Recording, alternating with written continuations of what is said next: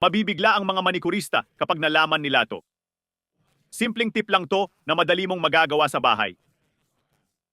Para dito, kailangan natin ng malaking lalagyan. Sa lalagyan, maglalagay tayo ng 1 litrong mainit na tubig. Dahil kailangan natin ng maligamgam, dagdagan ko ng 1 litro pa. Pero ngayon, tubig na nasa temperatura ng kwarto. Ang susunod na sangkap natin ay asin. Ang asin ay nagpapasigla at tumutulong sa pagpapagaling ng bitak. Maglagay ng 2 kutsara ng asin at haluin ng mabuti. Pagkatapos magdadagdag din tayo ng suka. Gumagamit ako ng suka ng alak, pero pwede ang anumang suka. Maglagay ng 4 na kutsara at haluin ng mabuti. Ang suka ay napakaganda para sa tip na ito. Bukod sa anti-inflammatory, pinapatay nito ang bakterya sa paa. Isa to sa mga pangunahing dahilan ng mabahong paa.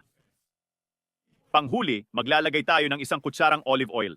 At ang olive oil ay talagang napakaganda. Makakatulong ito para mapalambot ang iyong paa, nagbibigay ng malalim na pagkakahydrate. Kung walang olive oil, pwede ring gumamit ng langis ng niyog. Pagkatapos haluin lang ng mabuti ang lahat.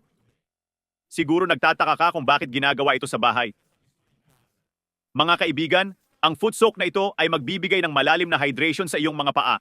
Aalisin nito ang lahat ng bitak, kalyo at alipunga. Napakadali lang gamitin ito. Ito ang mga paa ng asawa ko. At gaya ng nakikita ninyo, talagang tuyo ito. Kadalasan, hindi gaanong inaalagaan ng lalaki ang kanilang paa. Kaya naman nagiging ganyan ito. Ibabad lang ang paa at hayaan ng 30 minuto. Pagkatapos, pwede kang magmasahe ng dahan-dahan, parang naghuhugas ka lang ng paa. Napakaganda nito. Bukod sa pagpapahinga, nakakabawas din ito ng pamamaga at sakit. Bukod pa sa ibang benepisyong nabanggit ko na, pwede mong ulitin ito ng 2 beses sa 1 linggo. At sigurado akong magugustuhan mo ang resulta. Sa tip na to, hindi ka nagagastos sa mamahaling produkto para sa iyong paa.